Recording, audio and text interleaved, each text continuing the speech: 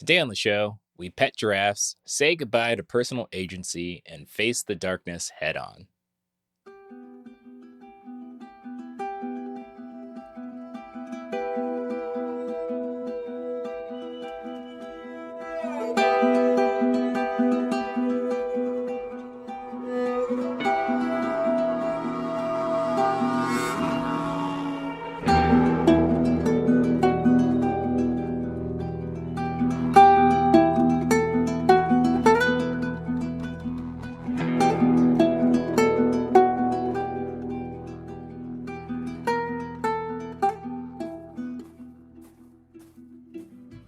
Welcome to Lore Party, the podcast that explores the stories, characters, and universes of our favorite video games. I'm Lawrence. And I'm Connor. And today we are back at it again, for, for a very special episode. That's right. It is the finale of season 1 of HBO's The Last of Us television adaptation of the beloved video game. And all roads lead to this. You know, we're saying goodbye to this leg of the story, man. It's been a hell of a ride, and what an ending we had. It blew all of my expectation. I mean, this whole series blew all of my expectations out of the water, especially with smashing a game into one season and making it good. So yeah, I know we've been like trading ideas back and forth, like how are they going to make this work in one season, like in nine episodes, especially considering that, you know, we knew ahead of time that episode 9, the finale here, would be like only 45 minutes. We're like, how are they going to fit everything? So, but no, they pulled it off. Like you said, they crammed it all in, but it didn't feel crammed. Like it felt like they really hit on everything they needed to hit on. So yeah, it's been a very satisfying season, and they finished strong with this episode titled "Look for the Light." Yes, with the darkest montage in TV history. Oh my God, yes. Yeah, that last 5 minutes or so, I was edge of my seat. It was a lot. But before we get into that, as always, we've got some housekeeping. So, right. You know, we would love to hear from our listeners. So, you know, email us, send us your thoughts on this episode, any questions. Send them to podcast@loreparty.com, and we'll get back to you. That's what I count. That's what I can promise you. We'll get back to you. Count on that. We will respond. We obsessively pore over our inboxes and look for new messages. And if you want to get in touch with us directly, you can find Lawrence on Twitter and Twitch at @producedby_LK. That's again at @producedby_LK. Yes. And you can find Connor on Twitter at ConnorHowardVO. That is Connor with an ER. Mm-hmm. And you can check out his website at ConnorHowardVO. That again is Connor with an ER. So that's right. Check us out. Stalk us. Do whatever. We won't bite.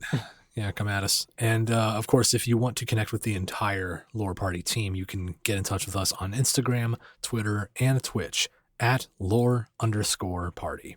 But it looks like we're coming up on a hospital right now. So we're going to take a quick break and try not to die. Oh, we'll see you at St. Mary's. Yes.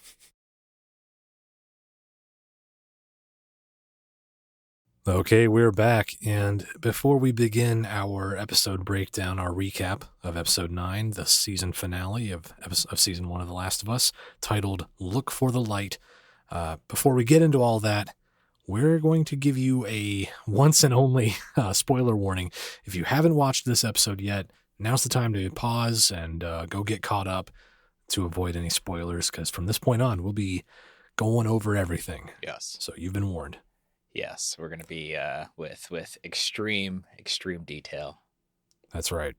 So now that you've been warned, let's get into it. Yes. So, you know, as our final episode of season 1 begins, we see a pregnant woman who is played by Ashley Johnson, who played Ellie in the show in the game. Yes, she played Ellie in the game. I got mixed up there. Yes. So we see a familiar face, Ashley Johnson, running through the woods.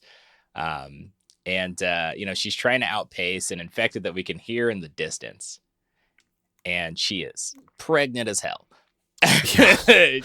Like the speed she's moving at, about to pop like she is. Like, yeah, she's very, very pregnant. So it's like, Uh, man, that's impressive running that fast. yeah, it is definitely not recommended by doctors. No, yeah.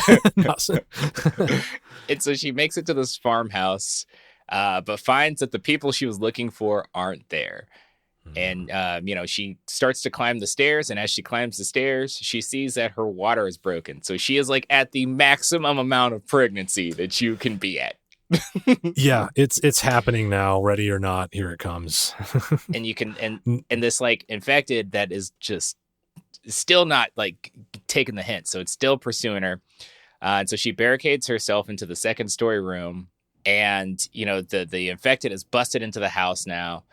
And it's just knocking at the door, and it just busts down the room that she's in. And, this pregnant woman fights her off. She reaches for the switchblade that she dropped right before the scuffle. And then she stabs this infected woman to death. Yeah. And so like at the time she does this, she realizes that in the scuffle, she's given birth to a baby and was bitten on the thigh. A lot has happened in 30 seconds or so. This was intense. Talk about bad timing. Yes. Oh shit, I had a kid. Oh shit, I'm infected. Yeah. No, just imagine the shock, the terror, the adrenaline wearing off. You've just stabbed this infected person to death. You've given birth while fighting for your life, and then she sees like a bite mark on her thigh, basically, and so.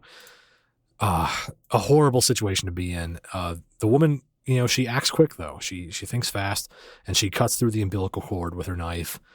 Kind of like, I guess the logic is the infection could spread through the umbilical cord in a short time. So trying to head that off at the pass, she cuts the cord and holds her baby. But like she's kind of coming to terms with, I've just given birth, but I'm not going to be around to see my kid grow up because I've been bit. So she's holding this little tiny baby girl, her newborn daughter, and she's just cherishing the moments she has with her newborn while she can, just kind of showing it love while she can. And of course the baby cries, as newborns do, and the mother, I love this because it's like you immediately imprint a personality onto your kid. You just kind of like, she holds her baby up and she says, "You fucking tell them, Ellie."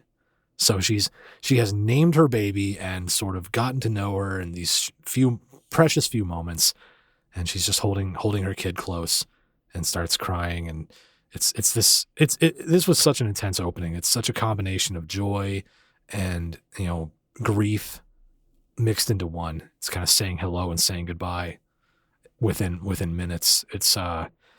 It's a lot, and Ashley Johnson does an incredible job of this scene. Just you're playing off of yourself as an actor in a scene like this. You're playing off yourself, and you're sort of projecting onto a newborn kid. It was a palpable scene, heart wrencher. Yep, and they used a real baby.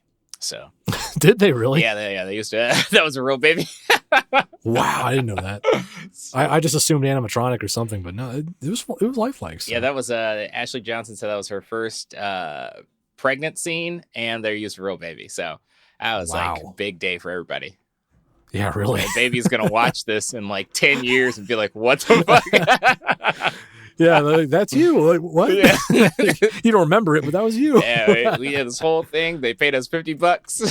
It's just like, yeah. I hope it was more than 50. I hope that baby got union rates. Honestly, let's be clear about that. Yeah, like his parents are like, we already spent the money, so don't ask. Oh man. So later that night, we see a group of 3 fireflies, including Marlene. And she's coming to the farmhouse, and she finds it locked. And they enter and they search the house, and they hear the new mother singing to her baby. And then we find out the lady's name is Anna, which this whole story, we knew Ellie's mom's name from the game, but this whole like backstory is something new that I think was originally intended but was cut. And so they find Anna in the same room, holding Ellie in one hand and holding a knife to her neck with the other hand. And the bite at this point has already kind of taken hold and looks bad. And Anna tells Marlene that like she didn't want to nurse a hungry Ellie because of her bite. And Anna lies and says that she cut the umbilical cord before she was bitten. Mm-hmm. And when Marlene questions this, Anna doubles down with the statement because, I mean, knowing Marlene would have shot the baby because, you know. Yeah, Marlene's the kind of person that she doesn't take chances like that. So I think Anna knows that. Yeah. That's why she's so insistent. Like, no, they don't. Yeah, it's... Even though... Trust me, I thought of everything. I cut it before I was bitten. Don't worry. Yeah, I was going to say, even though, like, you did cut this with the dirty knife. Like, let's not even... Oh, that too, yeah. Like, let's not, like, even if you didn't get infected, you did cut the umbilical cord with the knife that you killed somebody with. That's just bad. Right. But, we'll move past that.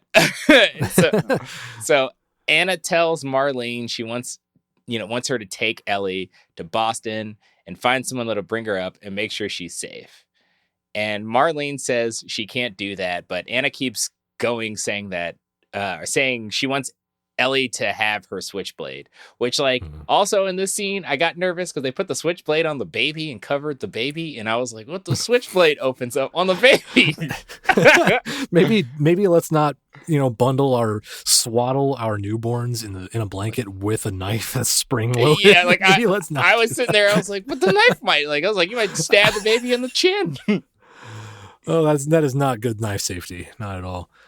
And so Anna has, obviously already named her newborn daughter, and she tells Marlene the baby's name is Ellie, and I want you to take her. And Marlene is insistent, like, this is not something I'm willing to do. Marlene's kind of drawing a line, like, I can't be responsible for this baby. This is a lot, right? You're putting a lot on me right now, which, to be fair, Anna kind of is, but to be fair to Anna also, like, this is one of those situations where it's like, I'm your best friend, and this is the last thing I'll ask of you, because Anna asks Marlene, how long have we known each other? And Marlene answers, our whole lives. So we're learning here that these two go way back. They have a bond, and Anna kind of, like I said, makes that ultimatum. Like, this is the only thing I'll ever ask of you from now on. It's like, this is my last wish, basically. This is my dying wish. And Anna says, you're going to pick up Ellie right now. You're going to pick her up. You're going to take her with you, and you're going to kill me. And, because, again, Anna knows she's infected. She doesn't have much time left. And Marlene doesn't say anything. She just takes Ellie, takes the baby, and walks away, leaves her lifelong friend saying, I can't kill you. Like, I'm not going to do it. And as Marlene walks away, Anna's pleading, just begging, sobbing, like, please put me out of my misery. Don't let me turn. Don't leave me like this. And Marlene walks out into the hallway outside the room and hands Ellie, baby Ellie, off to one of her guys, one of her other fireflies, and she tells him to cover the baby's ears. And the guy doesn't do it. Yeah, no, that dude is just like, huh? What? He's like, wait, what's happening right now? I don't think he has time to process what's being asked of him. Yeah, he's like, is this a baby? And it's just like everything else is like, womp, womp, womp. Yeah. He's like, what are you handing me right now? Yeah, I'll take care of a baby. This isn't mine. Yeah, this is probably a world where, you're not spending a lot of time around a lot of babies, I'm guessing. So, it's like, who the fuck had a baby now? He's so confused by that. Where'd this come from? So Marlene hands off baby little newborn Ellie, and then she walks back into the room. But this time, walking back in, it's quickly and with purpose. She's striding back in. I like that. Like, Merle Dandridge, amazing piece of physical acting here, because she walks out of the room, walks away from Anna holding baby Ellie, very despondent and reluctant, and just kind of taking her steps slowly, thoughtfully. Overwhelmed is how she seemed walking out of the room. But then it's like when she walked back into the room, it was like she's a different person. Yep. She was suddenly in charge, decisive, and just strides right up to Anna and shoots her in the head before anyone can second guess it. It's just a snap decision. That's what has to happen. So that's the Marlene we know. Yep. Is just take charge, take no prisoners, and she has resolved herself to end her friend's suffering. Yeah, I'm just glad she didn't kill her friend while holding the baby. Yeah, that would have been awkward. Yeah, like, I can't do all of those things at the same time. Like, we're gonna have to make a to-do list here really quickly. Right. If I'm gonna shoot you, I need to not be holding your kid. Yeah, like something about that just doesn't sit right with me, man. Yeah, one thing at a time. Got a whole list of demands here. Damn. Yeah, really. And so, as Marlene takes the crying Ellie, or takes back the crying Ellie, we cut to Ellie in the present day, and she's basically in her own world, just zoned out. I imagine still processing the whole David situation. And Joel is calling out to her, and like he's super excited because he found some really old ass cans of Chef Boyardee. Hell yeah, Boyardee. The good stuff. Yeah, the absolute food of the apocalypse. Their marketing team is like, yes, Chef Boyardee, motherfuckers. It's going to be around way after you guys are dead. 20 years, no problem. Right. Still edible. Don't worry about it. If you die, someone else will eat it. It's like gift that keeps on giving. So like he finds Chef Boyardee and Boggle, which is like, as the Gen Z, this is like a really mid discovery, but As the kids would say, these things he's pulling out, he's showing to her are not exactly bussin'. Yeah, no, not at all. Not at all. He goes Chef Boyardee and Boggle. I was like, God, this is when you look at your parents and you're like, are we poor? It's like, and then they just nod back. But yeah. But like he's like, hey, we could play this together, and it was sweet because like Joel is opening up now, and it's so awkward because this guy's been closed off for 40 billion years. So like he's just like, hey, here's this stuff. I know you'll like it, and then she's still kind of zoned out. But Ellie can like hardly muster the excitement at all. She's just quiet as hell. And like Joel tells her that they're getting close to the hospital, and it may be the one that they're looking for. And they keep walking down this interstate, and Joel points out that a nearby RV he checked out had a guitar. And while it was smashed up, he thinks that maybe he should go find one, because if he finds one, then he can possibly teach Ellie how to play, going back to his whole promise about singing for her too and everything. And, he's trying to like get her attention, and she's just kind of like, smiling faintly.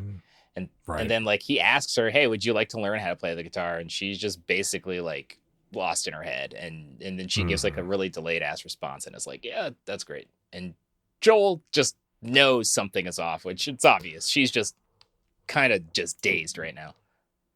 Yeah, she's not really there. She's somewhere else. And yeah, this was an interesting role reversal, because throughout most of their journey, Ellie's been the talkative one, the excitable one, and Joel's the one who is stoic and distant and not very conversational. So it's the roles have swapped a little bit, and so they keep making their way deeper into Salt Lake City, and Joel is about to explain what he thinks they should do next. But before he can even get into it, Ellie kind of just cuts him off and finishes his thought. And she says, let me guess, we're going to go find a building, go up to the high ground and have a look around. Cause she knows the playbook at this point. Oh yeah. But Joel says, no, actually, I was thinking we could blow up the rubble in our way with the dynamite I found in that RV back there. And Ellie looks at him, and she's like, "Are you serious?" And he goes, "No, but I had you going for a minute there, didn't I?" So, again, this is like a different Joel we're seeing. He's in a jokester mood all of a sudden. He's ready to, crack wise and have some fun with Ellie. Which, again, it's like after last episode when they fully cemented their bond with each other and decided to rely on each other 100%. This is Joel waking up, or kind of opening up and treating Ellie like his daughter in a lot of ways. And so, again, the plan remains the same: find a building, get up top, get some high ground, have a look around. And so, but even though Joel is now this changed man, really, he's more open, he's more, he's less closed off, he's ready to joke around. Ellie is still giving him nothing. She's still not quite all there with him. She's somewhere else. She's occupied and, not giving much of a response. Oh, yeah. And this kid has gone through a lot. So it's just, like this scene, it's like, I feel bad for everybody. So I was like, really? Yeah, no, there's been so much shit. And so, they make their way into the building, and Joel says he'll give Ellie a boost to a ladder on the next floor, which is a game mechanic. Just like the game. That's right. Yeah, game people eating good. Except he should have said, like, let's say we go into a building, we'll find a bunch of scissors, and I'll shoot some infected. I'll strangle some infected, and I'll blow up a few guys with nail bombs, and then we'll move on. There's like a whole army in here, and it's like, but Ellie, like, they boost Ellie up, or well, they go to put this boosting plan into motion, but Ellie's just not paying attention. Mm-hmm. And then Joel finally is like, hey, are you okay? You've been extra quiet. And Ellie apologizes and, is still quiet. She just apologizes like, oh, sorry. And Joel says it's fine. And, they continue on their way. And as Joel helps Ellie up to the second floor, she gets the ladder and then is instantly distracted by something and drops the ladder, not on Joel, but basically at him.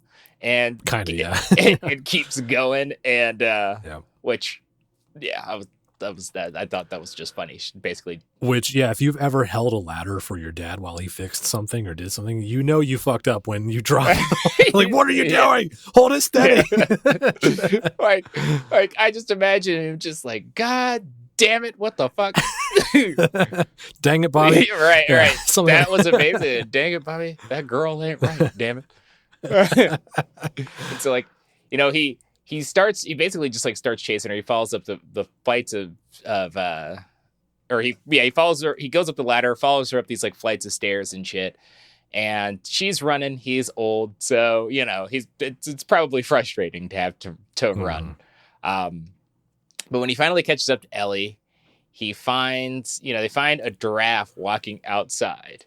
What's great about this giraffe is that it's not CGI. So take that, internet. Yeah. You find a real baby earlier, real giraffe now. Yes. This episode, they had the budget. That's why it was 45 minutes. Cutting no corners. We have a whole baby and a giraffe. We don't have time for anything else here. I acquired this giraffe illegally. We got to return it. And this also the baby too. Stole a baby, stole a giraffe. Let's make it quick. We got to go. But it's like, so, they find this giraffe, and like Ellie is just like fucking excited. And it's like walking around outside, and they stand at this hole that's just basically been blasted out of this building. And, Joel walks up to it, and Ellie is afraid that Joel's going to scare it off, but he pulls off some leaves, and he gives the leaves to Ellie to feed the giraffe. And like, this is a very father moment because this man is like capitalized. He's like, I've been giving my best material all day. Like the Chef Boyardee didn't work. The Boggle didn't work.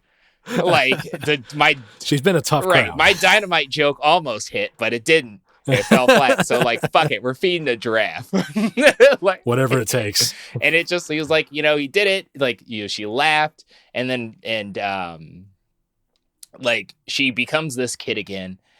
And Joel is just like watching her and smiles. Like he's like, yeah, this is his I did it moment.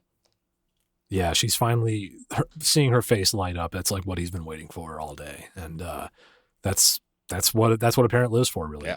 And so they have this moment with the giraffe. They both really appreciate it. And the giraffe starts, the giraffe has its fill, has eaten enough leaves, and then it starts to walk away. Ellie chases after it, and they just kind of follow the giraffe further into the building, and they go up another flight of stairs, come out onto another rooftop, and then they're looking out over a vast landscape. It looks like an overgrown baseball stadium or something like that. It's this beautiful, verdant landscape, like completely covered in vegetation. And that's when we also see that the giraffe wasn't alone. There was an entire herd of giraffes just roaming around, grazing, being giraffes, doing their thing, just not a care in the world. It's beautiful. Jeffrey Giraffe and crew. And yeah, Jeffrey and crew. Yeah.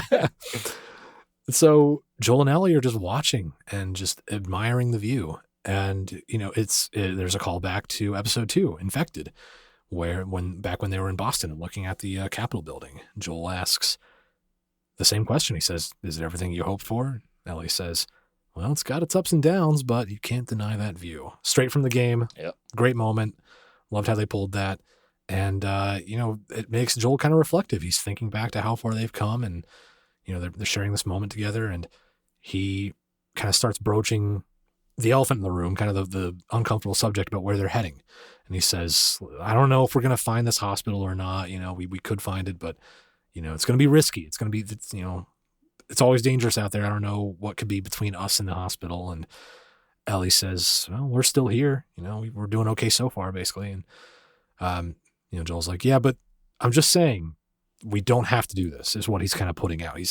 That's the lifeline he's giving Ellie. Like, we don't have to go through with this if you don't want to. Yeah. And Ellie's, like, well, what else are we going to do? This is why we're here. And Joel says, well, we can just go back to Tommy's. We can forget all this, go back to Tommy's place, back to Jackson, and have a life there. We can just kind of be ourselves back there. And so he's giving her an out. Yep. But in reality, like, I think we all understand the subtext here is that he's kind of giving himself the out. Like, Joel isn't sure he wants to go through with this, and he's trying to convince Ellie that they don't have to do this. But Ellie's decided. She is adamant. Her mind's made up that after everything they've gone through, everything she's done, everything he's done, everything they've gone through together, she says, and I quote, "It can't be for nothing." This is how she puts it. And she says, I know you mean well, and you've protected me, and you've looked out for me. When we're done here, we'll go wherever you want, she tells him. She says, we can go to Tommy's, that sheep ranch you wanted, the moon, wherever. So, and this is also very poignant. She says something important here too. She says, I'll follow you wherever you want to go. So it's like Joel and Ellie are tied at the hip now. If he helps her see this through, she'll follow him wherever. That's the agreement. But her mind again is made up. She says there's no halfway with this. They have to finish what they started. And again, like I referred to, Joel is still reluctant about this. He's not sure he wants to go through with this, but he accepts it. He accepts what she's saying, and they head back out toward the hospital. They resume their journey. And then on the way there, they find this outdoor medical center that's been abandoned. And Joel says, like, this wasn't Fedra. This was something that the Army set up. They were doing like emergency medical camps in the days after the outbreak. And he was actually in a place like this. And Ellie asked, if it was with Sarah, which is like a big question because it's like hard to talk about Sarah with Joel in general. Yeah. And so the fact that she could just ask that and Joel answers and he's like, no, she was gone already. So, yeah. So like that is him directly addressing the death. Like she was already. That's big. That's a lot of progress. Yeah. So man has made a lot of progress in 3 episodes, which is like the equivalent of 5 weeks or some shit. He's opening up, and Ellie asks like why was he here then? Like what was wrong with him? And Joel says it was for the scar on his head. And Ellie mentions that she thought it was from a guy that shot Joel and missed, and she figured that happened like a lot later. But Joel says, nope, it happened on the second day, and that he was the guy who shot and missed. So Joel just opens up about basically attempting to kill himself. Yeah.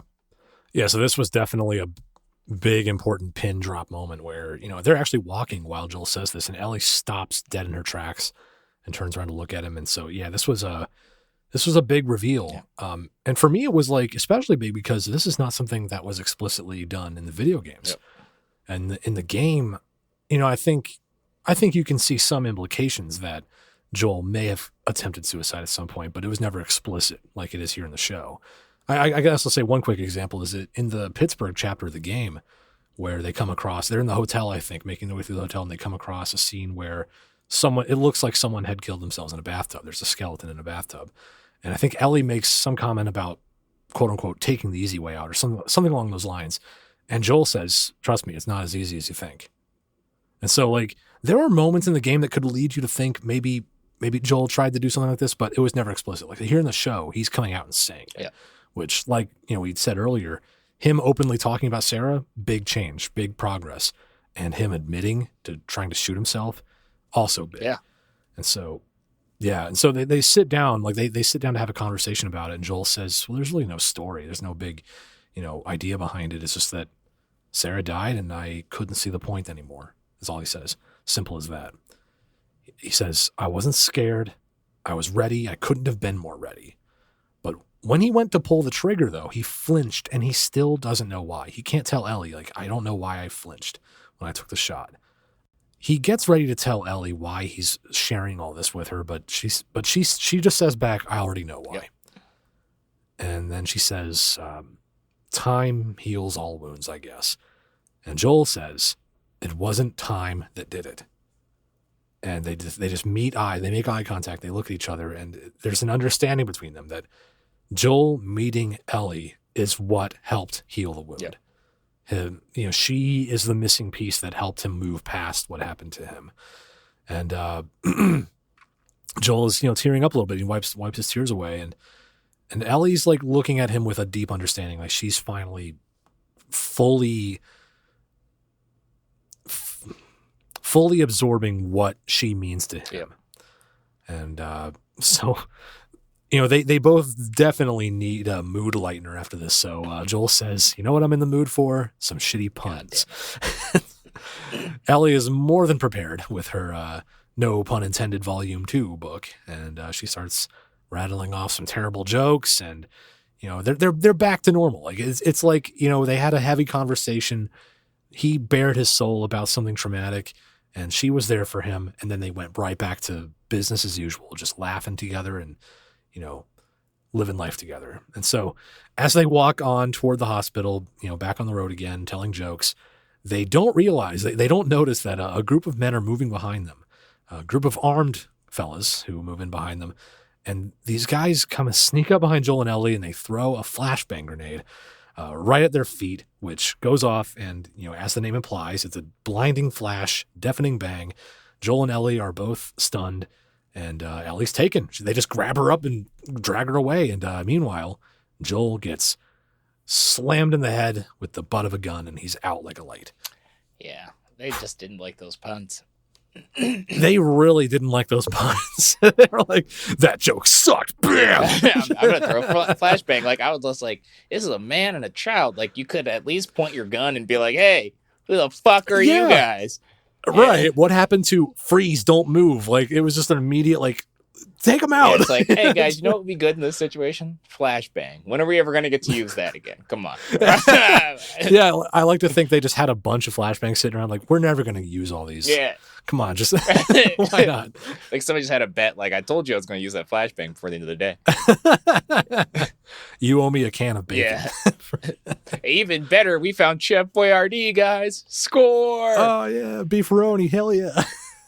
And so, like, they drag Joel away and Ellie away, and Joel wakes up. The first thing he sees is a Firefly logo, and then he hears, welcome to the Fireflies, and it's Marlene. Back again. And so Joel's laying in a hospital room, and Marlene says that the patrol didn't know who they were, hence the gun to the head, I guess, and the flashbang. I didn't know who you were, so I flashbanged you. Oh, well, that's okay. Yeah, that explains everything. Well, no worries then, man. I'd be like, which one of you motherfuckers did this? Who was it? Which one? So, like, Joel asks, where Ellie is, and Marlene says that she isn't hurt, and she was mostly worried about Joel. And so that's not a non-answer. And Joel asks Marlene again, and she deflects again. Asking Joel, like, how he was able to get Ellie across the country. And Joel says it was all Ellie.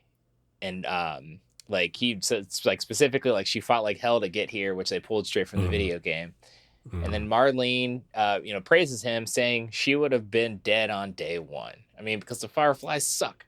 It would have been waxed on day one. We would never got this far. True.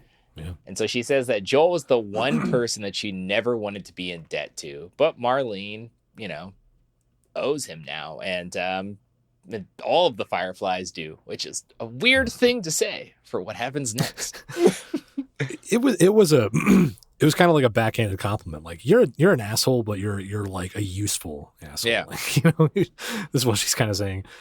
But yeah, so Marlene's being evasive about where Ellie is, but that's all Joel wants to know. Is like, where is she? Is she okay? I want to see her. She just, he's a worried father at this point. He's like, well, I want to see her. And Marlene says, you can't see Ellie. She's being prepped for surgery. So that's a big thing to throw out there. And she starts to explain, like she's giving Joel some context. She says, our doctor thinks that the cordyceps has grown with her since birth, and that it doesn't attack her and turn her because it thinks she's also a cordyceps strain, which is why she's immune. So it's kind of like she has like the vaccine effect, basically. It's like a false positive where like the fungus doesn't read her as non-infected. So Marlene says our doctor is going to remove the cordyceps growth from her, multiply the cells, kind of replicate the effect, and reproduce the chemical messengers that have kept Ellie conscious, like not infected, kept her alive all this time. And basically, Marlene and her doctor jointly believe this could be the cure. This is what they wanted. This is what they've been after. And so, but all Joel really hears is the idea of Ellie going into surgery and his realization that cordyceps grows inside the brain, like all over a person's brain, in their brain stem, on their spine. So it's kind of like he's putting two and two together. You can't remove the cordyceps from Ellie and have her live through it. And so Marlene doesn't bullshit him this time. She tells him straight, like, yes, Ellie will save the world by helping us create this vaccine, but she will die in the process. So it's out there. There it is. Yep. Fucking fireflies. And so I know, man. And so Joel tells Marlene to find someone else, like right away. Mm-hmm. Marlene says there is no one else. And that this is the best part is they didn't tell Ellie what was happening. And that way she won't feel any pain, even though we're going to put her under. So you wouldn't feel any pain then. Anyways. Yeah, it's such a weird. Yeah. So, yeah, they're just like, yeah, we're just going to do this surgery, super invasive surgery that's going to kill her. And she's not going to know. So she's just going to go to sleep. And so like Joel's like, demands to be taken to her. And then a firefly, one of the people that are, in debt to Joel, hits him and hits him with a gun again. And they knock him on all fours.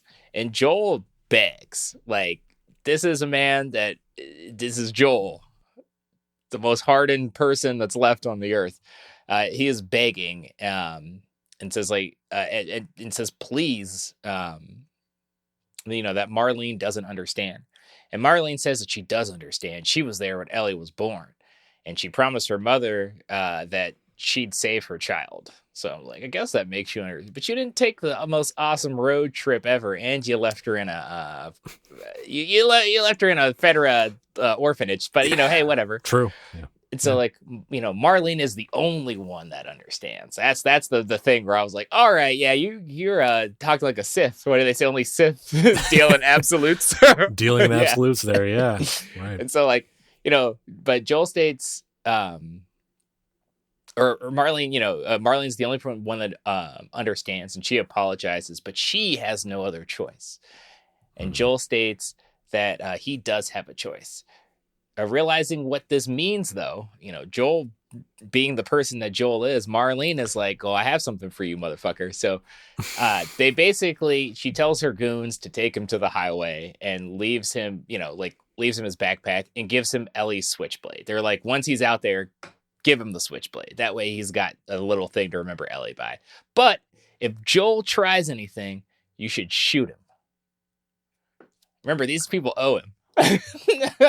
Yeah, they're showing their gratitude so graciously right now. Yeah, we're gonna let you live. We're gonna let you walk away with your life. And God, here's a switchblade.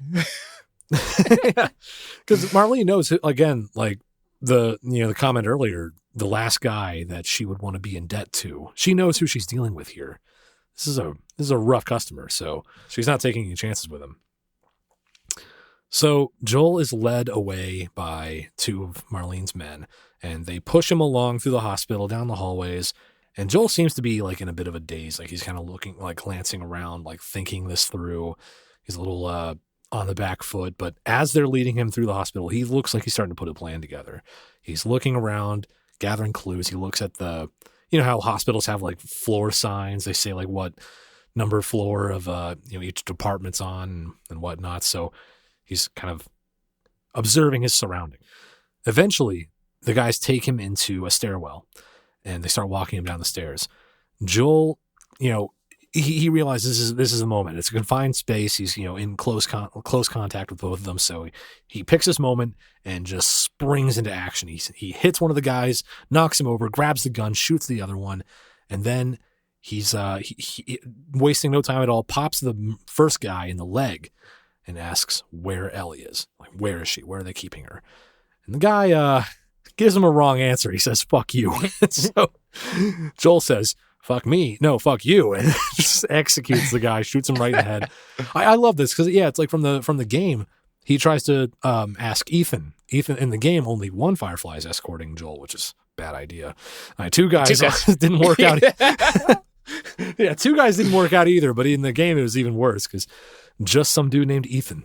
But he asked Ethan where Ellie was in the game, and he just said nothing at all. He just kind of groans. Like, Joel goes, "I don't have time for this," and just blasts the dude. So, here in the show, we're getting the impression that, again, Joel has no time to waste, and he decides to just execute this guy, go find Ellie on his own. So he grabs his bag, he takes Ellie's knife, and he loots some ammo off the dead soldiers. And, this is just Joel in pure survival mode. He's gearing up, getting ready to go to war. He's picking up a rifle and all the ammo he can grab. And he just starts working his way back through the hospital, just gunning down every Firefly he sees. Anyone who takes a shot at him, raises a gun at him, even ones who aren't visibly a threat to him, he's wasting everybody. Got to kill the bloodline. He's just yeah, leaving no witnesses, just on the warpath, trying to find Ellie.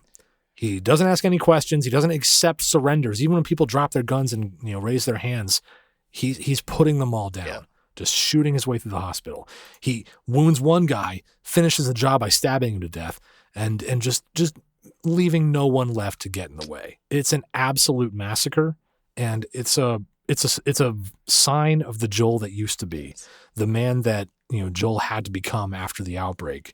In the 20 years between Outbreak Day and meeting Ellie, there was Hunter Joel, who did whatever it took to keep himself alive, to keep Tess alive, keep Tommy alive, people he cared about. He took no prisoners. He was ruthless back then, and that's the man he's turning back into in order to save Ellie. And that man is highly trained because he fucking, as they say, bled the block. He knows survivors. I was like, good God, this man, like this is a montage of death. Yeah, this was intense. I'm still just like, God, this hospital has to be in Cleveland because, or it has to be, this hospital has to be in fucking California because it blew a 3-0 lead. How are you gonna disarm Joel? How are you going to disarm a man? And then just I guys, what the fuck happened? He didn't have any guns. We took them all.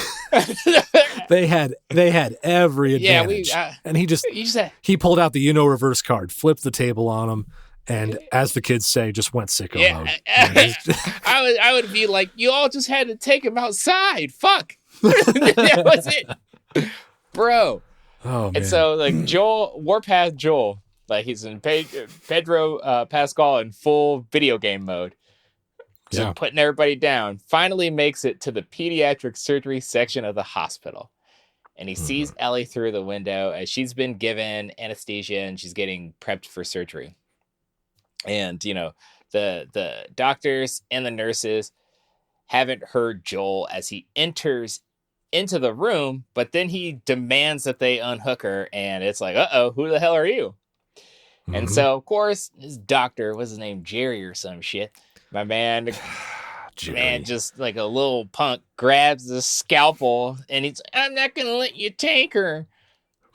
I was just like, I would be like, listen, man. And anybody would just tell you, I'd be like, listen, man, I don't want any trouble. I'm going the Jackie Chan route on here, but I don't want no trouble. You got a gun? I don't have a gun. Also, Sean Connery has been told us not to bring a knife to a gunfight. That's right. So conventional wisdom says you might want to just walk away from this. Yeah, I'd be like, oh shit, I don't have a gun. You win. Dr. Jerry, please just take the L. He took it pretty quickly because He took it a little too Because hard. he was like threatening Joel with the scalpel, and Joel's in total traumatic survival mode right now. And, he doesn't hesitate. He was just like, fuck off, pow. And Jerry gets one in the head. like I was the fastest kill ever. Like, I'm good. No hesitation. Got that Harrison Ford dog in you. Yeah. He did the Han shoots first move. Yeah, it was so ridiculous. And so then Joel tells the nurses to unhook her and to like wrap her arm because it was bleeding. And then he tells them to turn around, which at first I was like, oh, fuck, is he about to execute these people? Like that was in that scene when he's like, turn around. I was like, oh shit, Joel, no. Yeah, it was not looking good for them. I was scared about that too. But then he just picks Ellie up and he takes her out of the operating room and he gets her safe. So I was like, okay, cool. I mean, you murdered let's say the only person that probably didn't need to get murdered was Jerry. But Jerry also, he was threatening with that scalpel. He turned into that bucktooth nerd emoji. Yeah. And he's like, yeah, I'm not going to let you take her. Oh man, no, he got in the way. He registered enough of a threat for Joel to just, what, I'm not taking the chance. Drilled him right in the head. But no, he left the nurses alive to, because they didn't want any trouble. they did the smart thing. They didn't want no trouble. I just imagine, it's like a Friday. You want some of this, old man? No. No, I do not. I'm out. So Joel is carrying Ellie out of the operation room and manages to get her to the parking garage. But as he notices a truck ready to go, he's like, okay, there's our ride, makes his way over to it. But Marlene is waiting for him. She steps out of the shadows, points a gun at him, and tells Joel, you can't keep her safe forever. No matter how many people you kill, she's going to grow up. You'll leave her behind eventually. And, what then? What happens then? How long will it take before this broken world gets to her, before infected tear her apart or something else happens? Like, you can't keep her safe forever.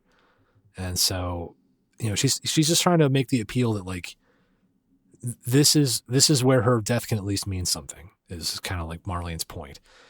And Joel says, maybe I can't keep her safe forever. Maybe not, but it isn't for you to decide. Marlene kind of counters, well, it's not your place either. What would Ellie decide? What would she want? And so Marlene's really playing the psychological angle. Like, you're taking a choice away from, this girl you're looking at as a daughter. Even though I just did the same thing. Yeah. Never mind what I just decided for her. Yeah. It's cool when they do it. Well, you see, it's different because, anyway. So, it's Marlene's trying to take this moral high ground, basically. Like, what Ellie would want. You know it. Like, don't lie to yourself. And at this moment, Joel starts to, you can tell that Marlene's words are kind of sinking in with him a little bit. He's remembering how Ellie told him earlier that day, it can't all be for nothing. And he looks like he's thinking it over. And Marlene says, it's not too late. You can still do the right thing. We can still find a way. Yep. And, this was, she was trying to drop knowledge, but, didn't go well. No, it's kind of like,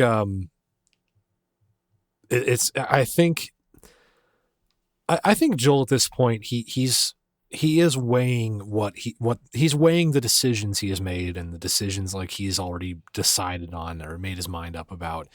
But I think it's a little bit of letting Marlene think that he's considering it as almost as a distraction. It's climax moment though. This is a key decision point where Joel can go down one of two roads. Basically. And the best thing that they could have done would be to have this fucking conversation in the beginning. But hey, you know what? 100%. It would have been so good before, like all of the triggering someone and the murder and stuff. But we 100%. We were like, yeah, we'll go over that later. But hey, here we are now. So Joel looks at an unconscious Ellie in his arm, and then we cut Joel driving down the road, and it seems like he might be alone, but Ellie is in the back seat. So, Joel says it's all right that she's with him and that the drugs are still wearing off. And Ellie is surprised by that and asks, like, what drugs? And Joel says that they were running tests on her and some others. And, he lies and says, it turns out there was a lot of immune people, just like Ellie, dozens of them. And the doctors couldn't make it work. It's because Joel, and Joel continues with his lie. We cut back to the parking garage. And we see Joel ends up shooting Marlene right from the hip, right under Ellie's legs. And he puts Ellie in the car. And then we cut back to Joel in the car. And then he says that the Fireflies have stopped looking for a cure. And Ellie is just kind of absorbing all this and just asks where her clothes are. Because she's still in a hospital gown, and Joel lies saying that raiders attacked the hospital and that he barely got her out. And Ellie asks if people were hurt, and Joel finally tells the truth and just says yes. So we see those roles have once again, they've reversed back to normal. And so when Ellie asks if Marlene is okay, he avoids the question, saying he's taking them home. And as she goes back to sleep, Joel says, I'm sorry.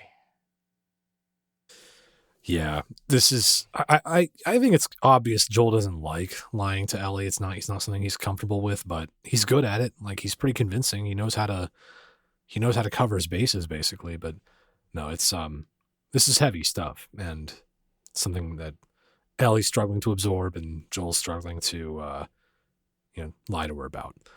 We cut back to the garage. It's another quick flashback to Joel putting Ellie in the car. She's still unconscious at this point, still in her surgery gown. But then we realize Marlene isn't dead. She's kind of sprawled out on the pavement of the parking garage, bleeding from a gunshot to the abdomen.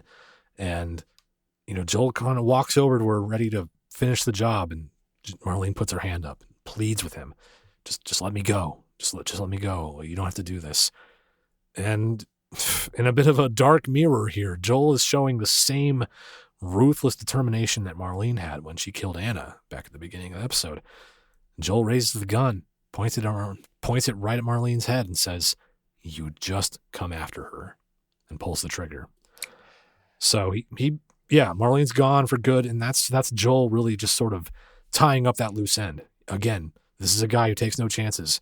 He's not going to leave alive the one person who has the resourcefulness and the determination to come after Ellie and trying to track her down and bring her back to cut her brain out and make a vaccine. So Joel's not taking that chance. Yep.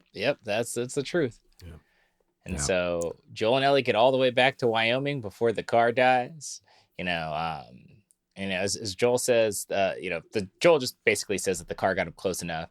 And they start walking, and they've got a 5-hour hike to get to Jackson. And so as they are walking, Joel starts to reminisce about how he and Sarah used to take hikes all the time. So now you can't get him to stop talking about Sarah. He's like super open, and it's just strange every time he's open. Yeah. It's just so goddamn weird. And Ellie again is the quiet one.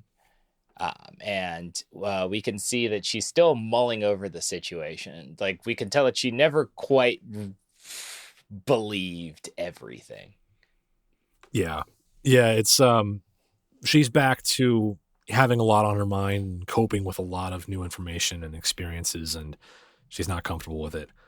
And like you said, Joel is, just talking very freely about Sarah. Like, it's like the floodgates are open now. You can't stop him. It's like probably 20 years of pent up memories and emotions about his first daughter that, now that he has someone he's comfortable talking to about it, he can't stop himself. And so he's, talking about Sarah, he tells Ellie, Sarah would have liked you, even though you're definitely very different. And, Ellie gives him a little bit of conversation. She asks, how so? How are we different? And Joel says, well, Sarah was definitely a girly girl, and she was taller and had a killer smile. Not that you don't. Yeah, so he keeps throwing those out, like, it's kind of like a father making sure that his daughters don't hate each other and that he loves them equally and all that.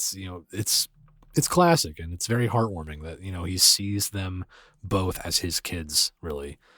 And Joel says, Sarah would have liked you because you're funny. You would have made her laugh. And I think you would have liked her back. He thinks Ellie would have liked Sarah back. And Ellie, again, she's being a little talkative. She's giving him a little give and take, and she agrees, yeah, you know what? We probably would have. But there's just something hanging in the air between them. Like, there's something Ellie is still a little uneasy about. And she's kind of holding that distance from Joel. Just that mild discomfort that's still going unspoken so far. Yep. And, they keep walking.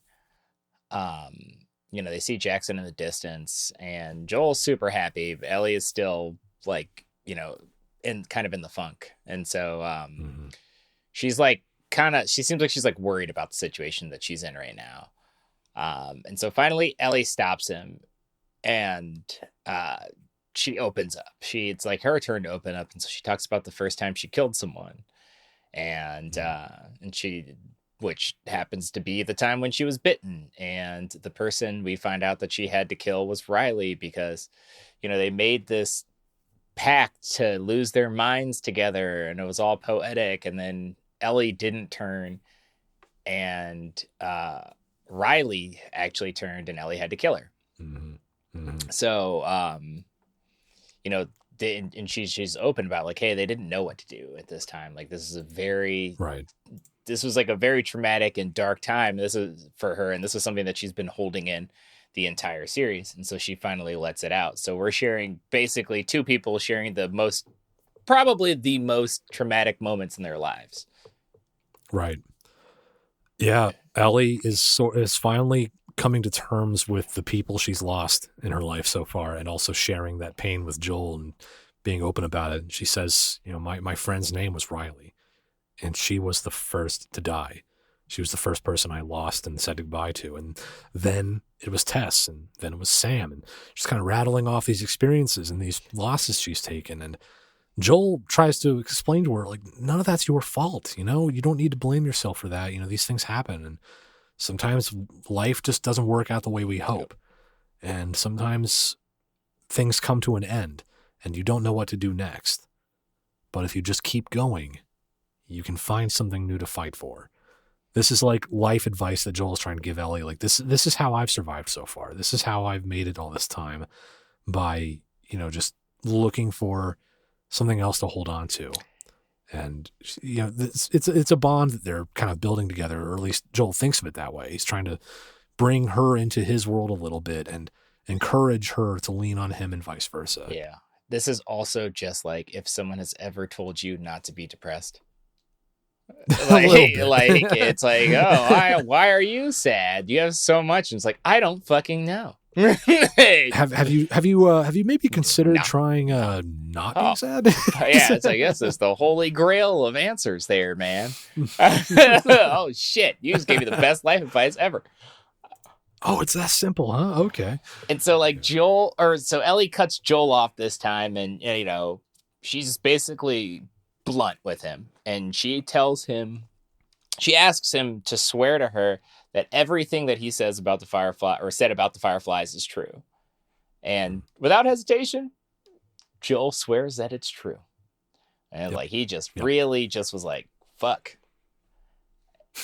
And, yeah, internally screaming, but externally just yeah, like yeah, totally. And then Ellie just freezes with a face that says, I don't believe you, but I'm trying to. Like teary-eyed, and she just nods and says, okay. And that's the end of the episode. Yeah. It's heartbreaking. There's so much unsaid there. It's like this. Ellie's coming to terms with, this was like my life's purpose, and it just came and went with a fizzle, with an anticlimactic, it passed me by, and I just have to take your word for it that you said what happened. And there's so much damaged trust there, but also they have such a deep bond based on what they've been through together that it's kind of like Ellie has no choice but to just take Joel's word for it and continue this life they've built together. Yep. So there's a really bittersweet quality to it. But yeah, man, this was this was a hell of an episode, and that's a wrap on our synopsis of The Last of Us episode 9. Look for the light. Season 1 has come to a close, and we're gonna take a quick break here. But when we get back, we'll get into our thoughts and break down our reaction to this episode. So stick around. We'll be right back. Okay, we're back, and we have gone over the events of episode 9 of HBO's The Last of Us, and it's time for some takeaways. What we thought of this, and I'll just I'll say right off the bat, I've been continually impressed with this season and how competently the story was translated from the games to the television format, and I felt especially strongly about that this episode. I felt like the exact right tones of the finale were represented in this episode. I was on the edge of my seat, even though I pretty much knew what to expect. I knew what the main story beats were going to be. I knew what broadly was going to happen, but it was still an intense experience. It was still gripping, and that's not easy, for someone who kind of goes into an episode knowing what to expect, but still being just enthralled by it. That's impressive. Yeah. So. Definitely. I would say that like a thing that I like about the whole series and the fact that they have Neil Druckmann and, such with such decision-making power, and they have, Craig Mazin, and they kind of they go back and forth. It's like, Craig Mazin has this, ability to, create these tell the story in this format. And then Neil Druckmann has all of the bits and pieces that you need to glue together like a cohesive story. So I did like how they added in, the fact that Joel tried to kill himself, and then the fact that like we got this little glimpse of Ellie's mom. They weren't new things. They were just like part of probably like a video game writer's room of like, hey, this is how we build the story out. Right. And so like that was great, because it wasn't like, oh, hey, we're just going to make assumptions here about blah, blah, blah. Yeah. Yeah, those were things that we didn't explicitly get shown or told in the game, but they completely make sense, and in the tone of in the background lore of the game, and it's a great idea to include them explicitly in the show. Like the backstory with Anna, the flashback at the beginning.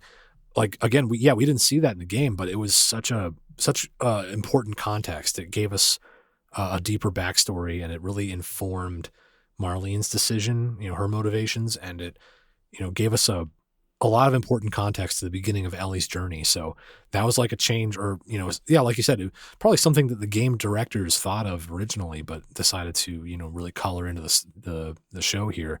And yeah, like you said, the other departure that I wasn't expecting, but really ended up liking, was the kind of the really specific exploration of Joel's suicide attempt. Like, again, that wasn't something from the game, but it is perfectly appropriate thematically. It really adds to Joel's character arc, really makes a lot of sense. And no, it's, like you said, I think Craig and Neil kind of working together to really decide what makes sense for the adaptation that expands on what we know and love about the game. And it doesn't just get sprung on you, Yeah.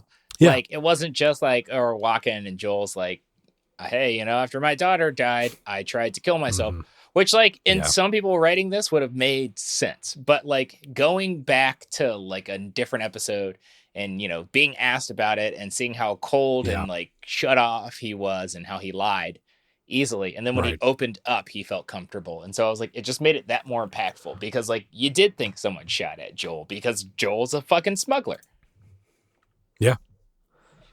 Yeah, no, it makes sense. Yeah, the foreshadowing was done really well, and everything that was kind of hinted at was explored later on very well. So no loose ends here. It's all pretty tidy bundles. And I one other thing that was kind of a little bit of a change in the show version from the game version is that how the show version of Marlene, I feel like she gave more detail about Ellie's immunity than we kind of got in the first game, because the game version of this episode, it's like, I feel like they didn't really go into the science very deeply. And so the show version of Marlene talking about chemical messengers and,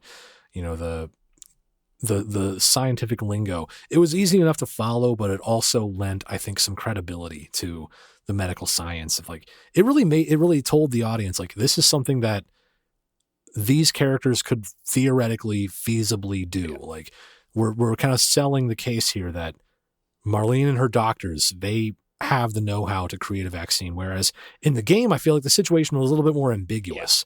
I think the game kind of implied to us they may or may not actually be able to make the vaccine. It's like, it was a bit more of a gamble almost, but I think the show was a bit more clear that this is way more likely that, or it's at least the show sold the fact that Marlene believed it more and like was more bought into the idea that this is possible. And so that kind of like makes Joel's actions a little bit more questionable. Maybe it's debatable, which we'll get into, I'm sure, here in a minute. But I don't know. I liked that there was a bit more ambiguity about this. Yeah, because in the game you just get Marlene doesn't explain much, but there's like a tape recording from the doctor. Yeah, and it's like, but it is not simplified. It's his own notes. Right. So he's just like, he believes that yada yada yada yada yada yada yada equals vaccine. So I do like how they how they presented it, where it's like, hey, if you just da da da da, then like we could be looking at a cure here. Like where in the game, it's just like, we know that the cordyceps produces blah blah blah blah in the brain and blah blah blah blah blah blah blah. Yeah, it's like the game really only says mutated fungus. Yeah, it's a different strain. So we're gonna take it out and see how it works. But in the show, it's like we know how it works. We just need to replicate it. Basically, that's what it seemed like to me at least. Okay, so I guess that leaves us with really the big question. I know that players of the game, fans of The Last of Us, have debated this ending endlessly ever since the game came out in 2013, and the discussion has been kind of revived with HBO's adaptation of, did Joel do the right thing? Was what Joel did understandable, justifiable, yada yada? And it's kind of like, whose side are you on? What was the right thing to do here? Because this is a bit of a gray area morally. This is definitely a quandary for someone to be put through. Like as a father, as someone who is asked, like, would you sacrifice your child to save mankind? Pretty much is the high level version of this question. But I think you and I, Lawrence, we're gonna have to hash out what we really feel about Joel's actions in this episode and what they say. Yes. I guess. So if you ask me, which I guess I could say no one's asking me, but I'm going to tell you my opinion. I'm asking you. Let's say that. Yeah. But I would say that, like, when you look at it from... when people have this debate, they always tend to look at it from, like, the perspective of, like, who is right and who is wrong. And when they do that, it's like, is, Joel or Marlene? Who is right? Who is wrong? Who is, like, doing the right thing? Yeah. When, in all due respect, they were both technically wrong, because they both, no one asked Ellie. They both basically they completely stole Ellie's agency. They made an excuse for it. And then they played this game of like mind chess with each other about like, hey, she wouldn't want this, but yes, she would. And like, that's not for you to decide. That's not for you to decide. And like, we're standing there going, they're honestly, they're spinning the wheels and going in circles about like, what would this kid want, when you had all the time in the universe to ask her and present the facts? Like the fact that nobody, I will say that, like, just as Joel woke up in that hospital bed, Ellie could have been sitting next to him with Jerry, and they could have literally hashed this out, because it's not like this place was gonna blow up or something. Yeah. But they were like, hey, you know what? Ellie is an adult all the way until she gets here, and now she's a child again, so she can't make a decision. But in the same time, we know Ellie would do this anyways. Yeah. Yeah, that's definitely where I come down on it too. Like, watching this episode, I was transported back to when I first played the game, and I remember feeling when I first played this part of the game, the finale of the game, and the cutscene ends and you're controlling Joel again, and the mission is to, either sneak past or more likely kill any Firefly in your way and find Ellie and rescue her. I remember holding that controller and thinking, I don't want to do this. I wish I didn't have to do this. I wish that there was a way for Joel to accept the situation and let this happen. Because back then I kind of bought into that, uh, the greater good of, the many versus the few and yada, yada. I kind of bought into that. Like, no, in a perfect world, the vaccine would save more people than it would cost, which was Ellie's life. And so, but watching this, like, yeah, after that many years have passed and I'm watching this kind of new version, new take on the same story, I do definitely come down on the question of why the fuck wasn't Ellie ever consulted on any of this? And, as you point out, it's kind of like Joel's in this camp, Marlene's in this other camp, and Ellie's caught in the middle, and they're both kind of using her to justify their own angles. And for me, it's almost like this feels a little bit like a child of divorce situation where you've got a couple splitting up and it's kind of like, I know what's best for our daughter. Like, no, I know what's best for our daughter. Like, no one's asking the kid. And, it's one of those situations where, yeah, Ellie, unfortunately, most of her life, she's never had a really, really much of a say in what happens to her. And sadly, it's repeated here where I keep thinking about what you said. Like, if Jerry, Marlene, Joel, and Ellie were just in a room together and had a discussion about this and everyone was on the same page, there'd be so much less bloodshed. There'd be so many fewer lives lost here. And at least Ellie would have the informed decision. And okay, the last thing I'll say about this, at least in this leg of it, is just that I feel personally that if Joel was presented that, those facts and he was able to talk to Ellie about it and Ellie was informed about it and, this thing was handled so much more differently. I think that Ellie was told, hey, it'll probably cost you your life, but we will most likely be able to replicate a vaccine. And Joel was given the chance to come to terms with this, say goodbye to her. Maybe he would still go psycho and kill everybody, maybe not, but at least there'd be that chance for reconciliation that just no one bothered to do. And Marlene just completely royally fucked up here by just taking Ellie directly into surgery, not telling her what was happening, and then telling Joel, well, we owe you for bringing Ellie to us, but get fucked. Yeah. Fuck off, man. Yeah, no, she did the dumbest thing she could have done here, which unfortunate because in most other cases, she's one of the smartest characters in this story. So it's kind of like, what happened, man? Yeah, I was like, y'all fucked up. Y'all dropped the ball.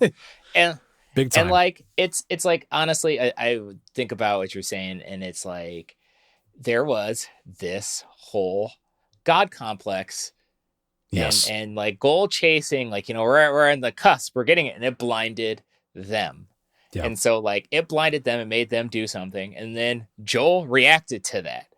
Like, and so like, because I do believe wholeheartedly, had they had a conversation, had anybody actually intended on giving Ellie a choice, that Joel would have accepted it. Like if Ellie was like, hey, I want to do this. I know I'm not going to come back. I'm sorry I can't follow you, but I need to do this.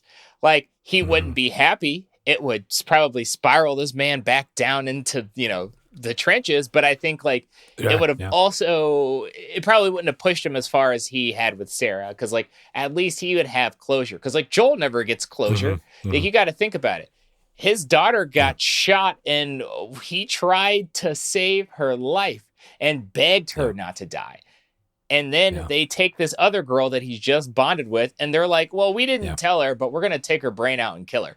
And it's like you just kind of have to accept that, dude. And so like he's just, all you're doing is pushing him back into that moment. And it's like, okay, well, what do I have to do this time to save my daughter? Because like they tell you when you're going through trauma work and therapy that like one way to get over a traumatic situation is to like relive it. But often when people relive their traumatic events, they will do the exact same thing that they did before. And like, that's what he's doing. He's doing the exact same thing he did before. He's trying with all his might to save his, daughter. So like, I was like, like Jerry and his, like, I'm going to save mankind ass. And Marlene with her, like, well, I owe Anna, so Ellie owes me kind of mentality. Yeah. I don't know. Yeah.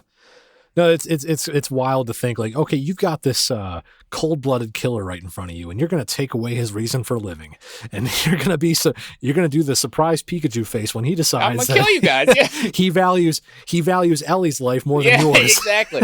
Like, who the fuck are you guys? And it's like, we Right. live in a lawless world, so fuck you then. If you're gonna say fuck me, fuck you back. Yeah, I think about what you said. You said Marlene's God complex, and I think that's huge. Like she's on this high horse, thinking that she has this monopoly on valuing Ellie's life. Like, no, I'm the only one who understands because you were there at her birth, which I understand. Like, what I love so much about the opening scene of this episode, showing us Anna giving birth to Ellie, and then Marlene having to kill Anna and take care of Ellie, like showing us all that really lets us understand that at this moment when Marlene orders Ellie into surgery and orders Joel away, she's making hard decisions. She knows she is. She knows that she's sacrificing the life of her best friend's daughter, a child she swore to take care of and look after.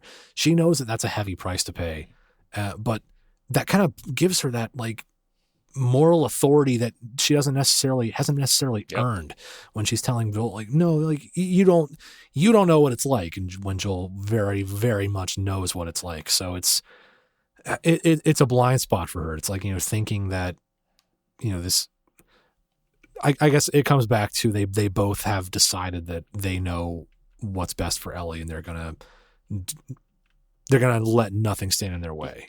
And it's Marlene's immovable object, Joel's unstoppable force, and the unstoppable force wins, I guess. Yeah, because it ultimately came down to what everybody else wanted over Ellie. Like, that was just the whole thing. Like, it was everybody's ambitions over no one generally, like, it's weird to say, but no one generally gave a fuck about Ellie. They cared more about like their ankle, what she represented. Yeah, like it was like to Joel, it was this, it was a second chance of being a dad. And Marlene, it was like putting out this cure that was going to save mankind, which I love that they try to convince Joel with that. Cause I was like, do you know what this man has been through to get here? Like, you don't need no damn cure. He's a walking killing machine. I feel like you're giving him the wrong sales pitch. Like, but we can save humanity. And like Joel's like, do you think I give a fuck about humanity? Yeah, right. The best I can do is a vaccine. It like 5 days ago, a dude tried to eat me. So like humanity can like really like kiss my ass. Yeah. And then I think that brings us to the question of whether or not a vaccine would have even done any good at this point. Because I know that you've brought this up before. Like, there is a very good question of whether or not the Fireflies would even be able to get this vaccine to people on a broad scale. Like, you're not going to get this on the other side of the world. You're not going to airmail this shit to China and like, save, every other continent. Like, what are you going to do with it? Let's say you even can, Jerry can do what he says he can do. And you can synthesize this vaccine. Like, what then? What next?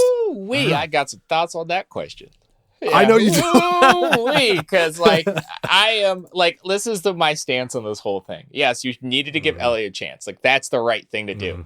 And so like when you decided not to, the best option was to go with Joel.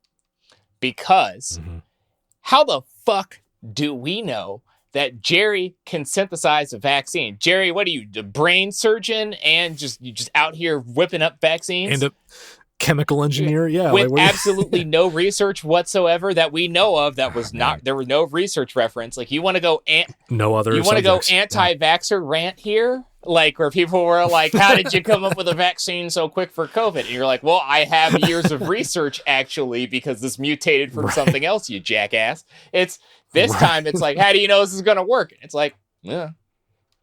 Well, we tested monkeys. We tried to do some shit with limited resources and supplies in a war-torn world. Like, so it's like, there's nothing here that's like, okay, how is this vaccine going to work? Is it going to work? Because there's also the whole thing of human trials. And so if you give someone this vaccine, because it doesn't seem like it like reverses infection from what we can tell. It just seems like it prevents you from getting infected. So the only way to know if it works is to get infected. Yeah, give it to someone else and let them get bit and see what happens. And who the fuck is going to want to do that?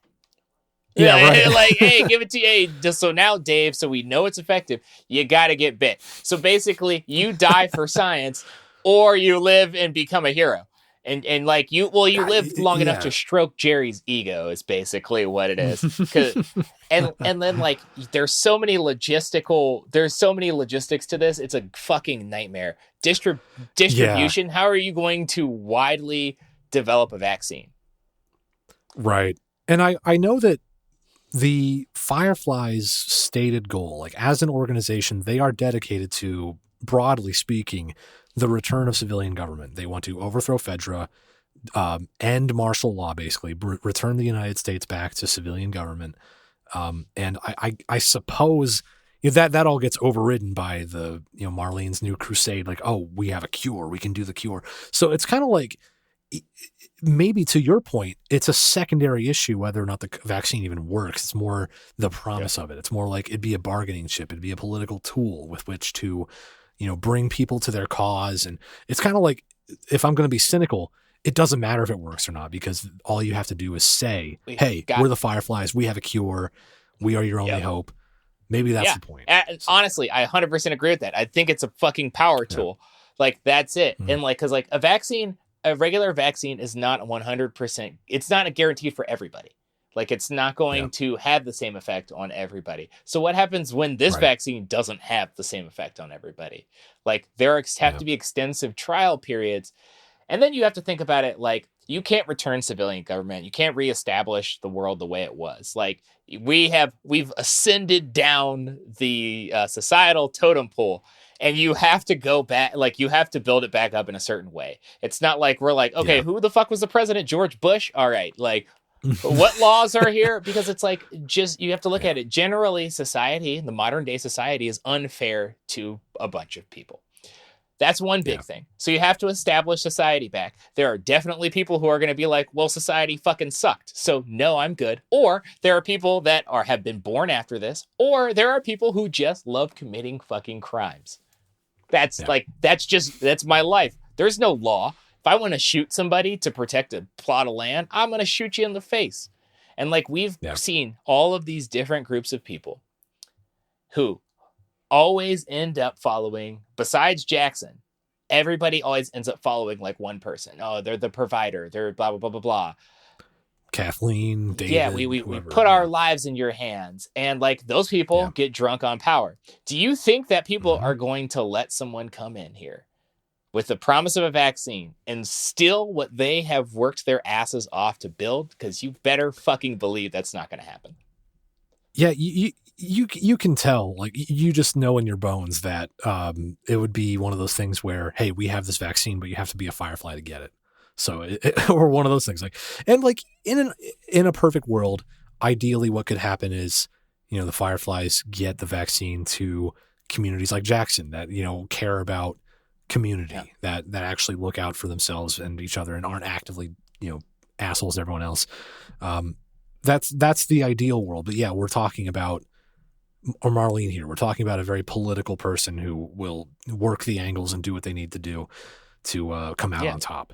So yeah, no, it's, I guess if I were in Joel's position, I know that, like, in a perfect world, if you could promise me that if you had talked to Ellie before, if she agreed to it, she went into it with making an informed decision, and I had my chance to say goodbye and, have closure and come to terms with everything. And you could also promise me that, like, or you could guarantee me that the vaccine is going to make it to communities that could make use of it, like expand and prosper without worrying about being infected, then yeah, like, that'd be great. But like, none of those things were even really talked about.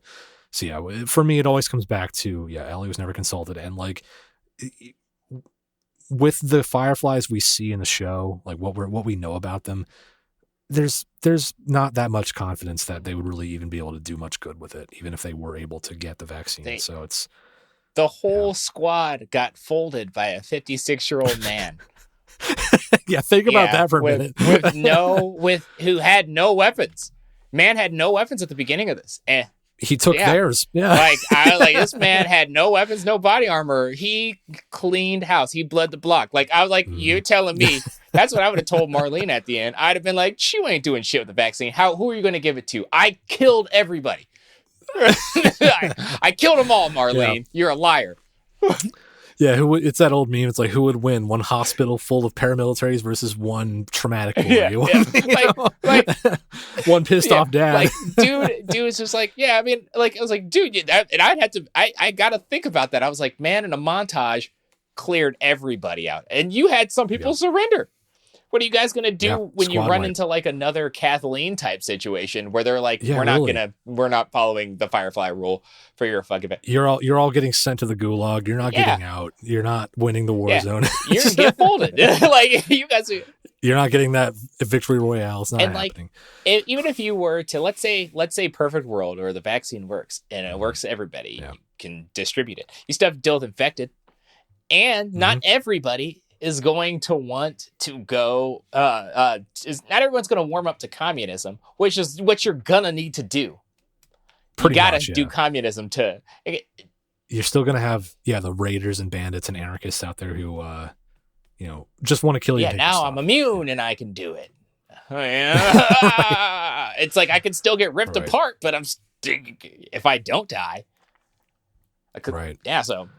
And you got the bills in the world and shit that want to like live in towns. And it's like, how can you establish a government when people own the land now? Like, and they actually own what you're going to impose a tax. Like, there's gotta be, you're talking about like, you have to unite different communities. Like they are whole ass fucking countries.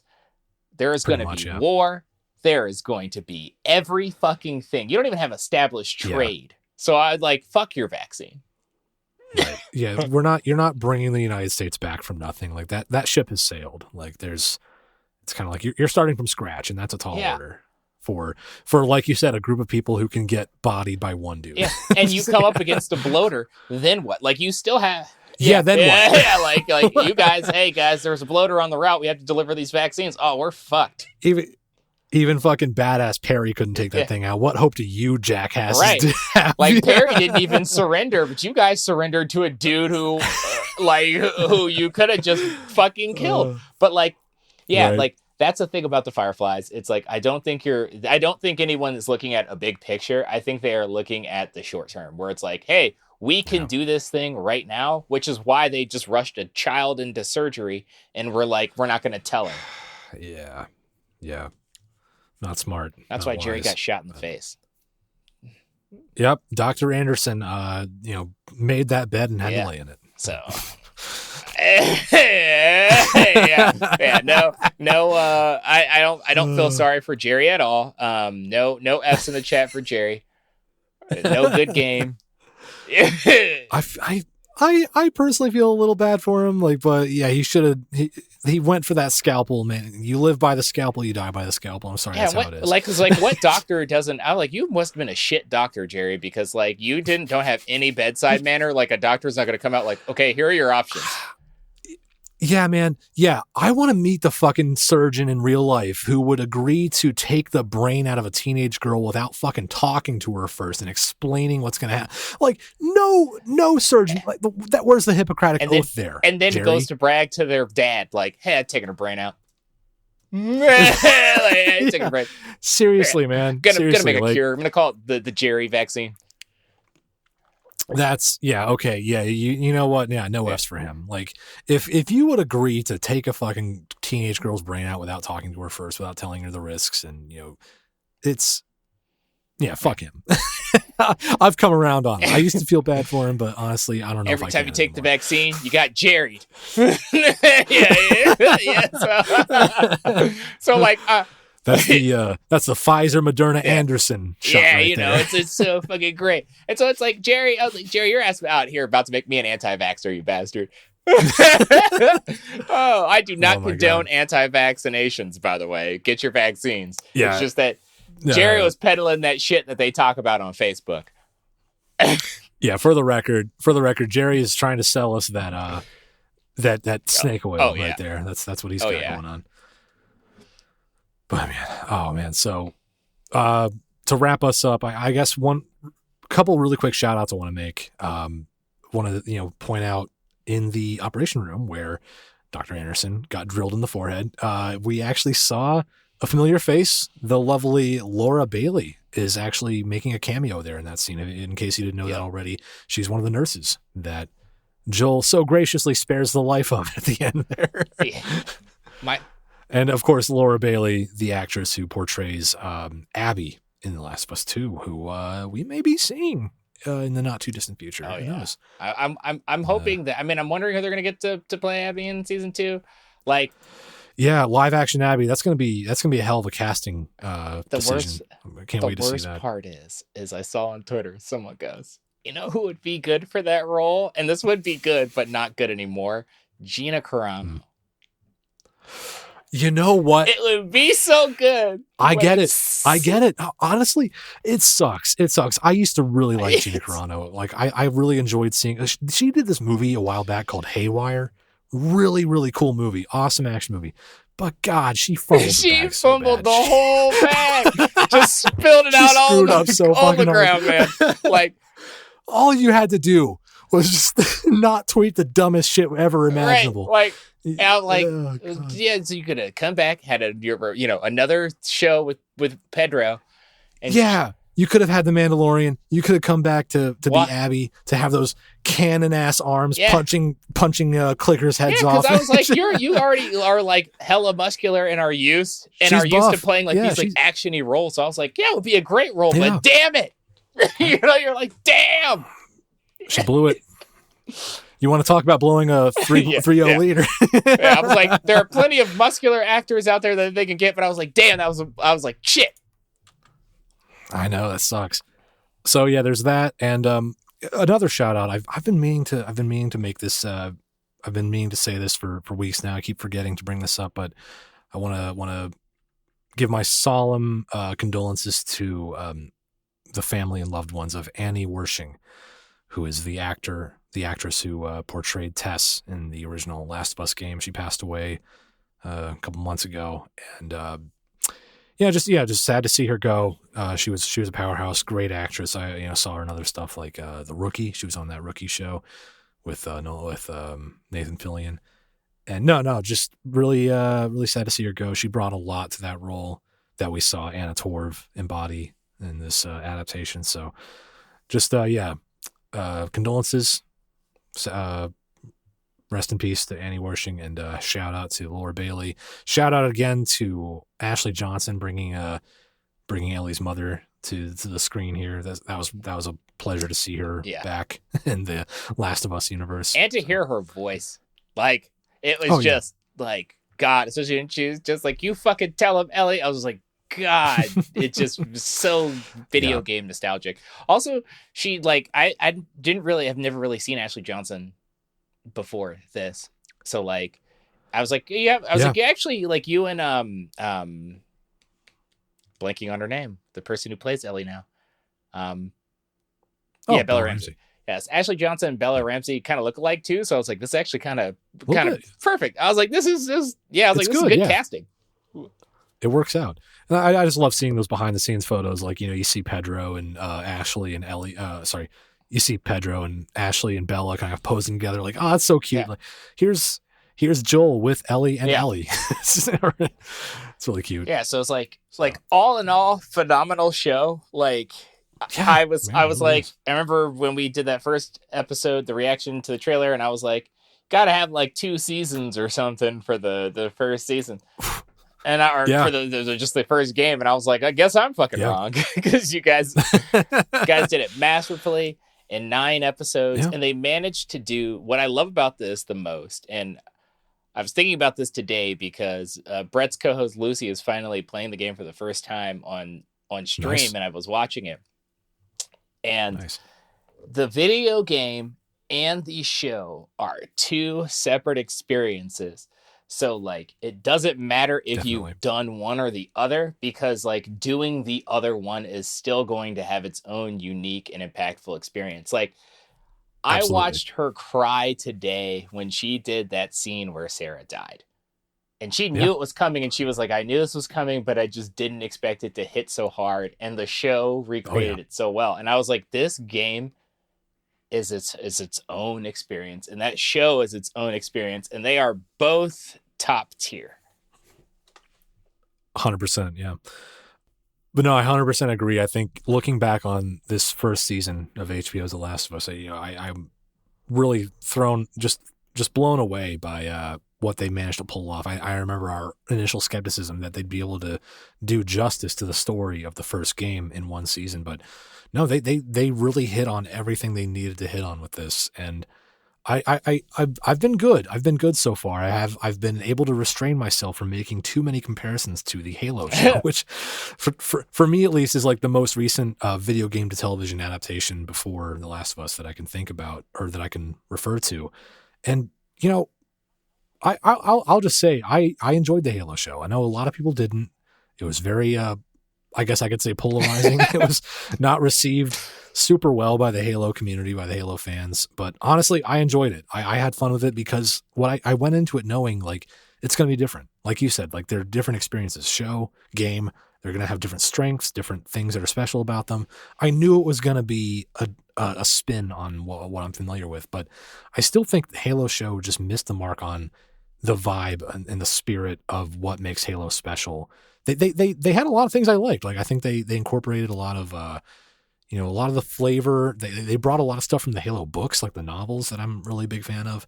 So they knew what they knew what they were doing in terms of the source material informing the story of the show. But I feel like there just wasn't the soul of Halo really informing everything about the show. Whereas, looking at The Last of Us, like it's immaculate the way that the vibe of the game was recreated in this television show. So I think that's really the strength of having the game director just in the driver's seat right there with the show director, kind of like, working really collaboratively with, what do we bring in that's a one-to-one, pulled directly from the show? What do we tweak? What do we leave out? What do we add in that wasn't there before? It was it was one of those dishes that two chefs kind of came to a group of chefs kind of came together, and all the flavors complement each other, and that's not easy to pull off. Like I think anyone will tell you that the video game to either movie or show adaptation is very hard to pull off. It's been done well a precious few times, but this is one of them, if you ask me. Big time. And it's like, we've all seen like the previous Star Wars trilogy where you got two people vying for power, destroying each other. And like, this is an example of two, like of, a group of people, but two people at the top who really knew how to work together. Cause like in the after credits and everything for this episode, Craig Mazin was saying how Neil Druckmann told him early on about like, hey, these were things that we originally planned for Ellie's mother in the game, but they ultimately got scrapped. And he was like, oh shit, that's like really good. We should open the last episode with that. And that's why they did it. And then in the same respect, Neil Druckmann has that same openness. So like when he was like, hey, for Sam's character, because of the relationship that Sam and Henry have for one another, I think it would be a good idea to make Sam deaf and have him played by a deaf actor, because that way, there's this new level of dependency that's created because ASL isn't going to be prominent in this type of world. And so like that kind of strengthens their bond. And Neil Druckmann was like, that's something that I should have put in the game. So it's like, here are these two people that are working together and not too proud of their own accomplishments, where it's like, fuck your idea. And then we get a whole messy ass show. Right. So it's like no conflict. I was like, if you guys need to keep working together, because like you guys are making some good shit. Yeah. This season is truly a product of synthesis between creators who like respected each other's work and were able to just really meet each other where they were, meet in the middle, and create something beautiful together. So I'm psyched for season 2. I'm like a little nervous I know that The Last of Us Part 2 as a video game was also something that was kind of polarizing. I know that there was, the story of that, of the sequel to the game, it's going to be tricky. I'm excited to see what they do with it though. I did hear that that'll actually be an expanded thing. So I think that'll be a multiple season project. Yeah, they're going to take at least 2 seasons to cover the story of Last of Us Part 2, which is promising. Like that'll hopefully give them more room to explore all the themes and all the places that story goes. Yes. So that's exciting. It's very exciting. Well, that about wraps it up. We hope you enjoyed this episode, and if you did, please take a second to rate and review us on Apple Podcasts. It really helps us grow the show. And be sure to connect with us on Twitch, Instagram, and Twitter at lore_party. Thanks for listening, and we'll catch you next time.